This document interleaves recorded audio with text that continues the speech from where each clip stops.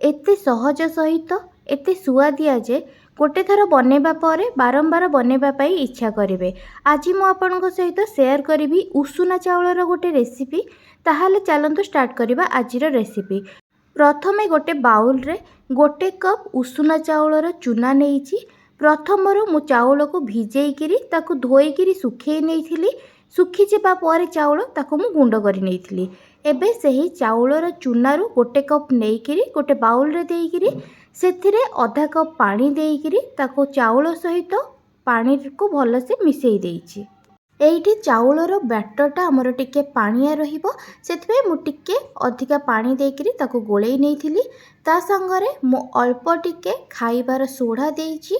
Soda दे सारिबा परे ताकू भलसे गोळेई नबा परे एबे किछि समय पई रखि नेबी। ता भितरे पिठा पाई मुठारे पूरा तैयारी करि नेबी। प्रथमे गोटे कड़ाई गरम करि नेइछि।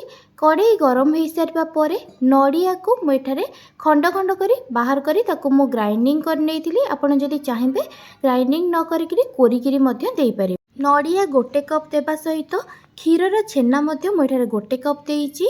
आपण आपणक हिसाब रे अधिका कम जेतिकी बनैबा पई चाहिबे सही हिसाब रे नै परिबे।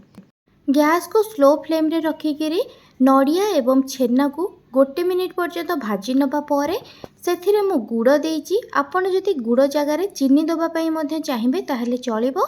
मु एठारे गुड़ देइछि। गुड़ मु एठारे 1.5 चम्मच देइछि। आपण आपणकर मिठा जेतिकी दरकार सही हिसाब रे आपण गुड़ किंबा चीनी देबे। गुड़ दे सारी नड़िया एवं छेना को गुड़ सहित भलसे गोळेई नेबी एवं किछि समय पर्यंत भाजी नेबी जेमिति कि पूराटा हमर टिके ड्राए हो जिवो सेही पर्यंत गैस को स्लो फ्लेम रे रखिकरी पूरा को किछि समय पर्यंत भाजी नबा। आपण माने वीडियोटी को आरंभ रु शेष पर्यंत देखंतु। जदि वीडियोटी भल लागिवो ताहले लाइक सहित शेयर करि नेबे। आउ जदि मो चैनल रे नुआ थिबे ताहले सब्सक्राइब करि नेबे। सब्सक्राइब करबा सहित पाखरे थिबा छोटो बेल आइकन को क्लिक कर देबे जहा द्वारा मु नेक्स्ट जहाँ भी वीडियो अपलोड करी ताहार नोटिफिकेशन आपनक पाखरे पहुँची जिवो।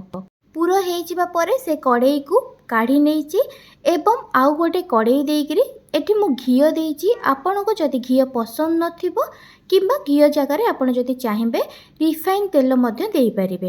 तेल किंबा घियो गरम हो जिबा परे प्रथमरु चाउलर बैटर जोटा आमे बनेइकरी रखिथिले सेइटारु मु प्रथमे 2 चम्मच एठारे देइछि। तलर लेयरटा टिके मोटा रहिबो सेथिपाई आपण जो भी कड़ाई नहीं से हिसाब रे सेतिके टिके अधिका बैटर देबे जेमति तलर लेयरटा हमर टिके मोटा रहिबो एवं ता ऊपर भाजिकी रखिथिबा जो पुरोटा आमे प्रस्तुत करि नेइथिले सेही पुरो को मु एठारे चामच द्वारा सबुआडे खेलेइकिरी चारिआडे मु पुरतक देई दउची। आपण चाहिले हातरे मध्य देई पारिबे।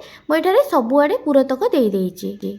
पूरा को ऊपर सबुआडे खेलेइकिरी देई दबा परे एबे से पूरार ऊपर डंकी द्वारा आपण आउ चाउलर बैटर जोटा बनैथिले सेही सब को पूरार ऊपर साइज करिकिरी चारिआडे देई देबे। मु एठारे देइची आपण माने देखुथिबे एई परि भाबरे चारिपटे देई दबा परे किछि समय पई आको आमे घोड़ेइकिरी रखि नबा जहा द्वारा पिठाटा हमर भलसे सिझी जिवो। एबे देखि पारुथिबे पिठा हमर देखा भी जाउची हेई जिबा परी किंतु मु आपन को एठी देखौची। देखंतु आपण एई परि भाबरे गोटे स्पून हो किंबा छुरी हो किंबा गोटे छोटो काठी नेइकिरी सेथिरे पुरेइकिरी देखि नेबे। जदि किछि लागिबोनी ताहले जानिबे हमर पिठाटा हेई जाईची। पिठा हेई जिबा परे ताकू गोटे प्लेट को मु काढिकिरी रखि नेइची। आपण माने मध्य एई परि भाबरे गोटे थर बनांतु। एई पिठार टेस्ट बहुत भल थाए। बहुत सहजरे बनै पारिबे। पिठा खाइबा पई इच्छा हेले किबा मिठा खाइबा पई इच्छा हेले एई परि भाबरे आपण जल्दी घरे बनै पारिबे। आशा करूची कि वीडियोटी आपनको भल लागिथिबो। रहुची नमस्कार।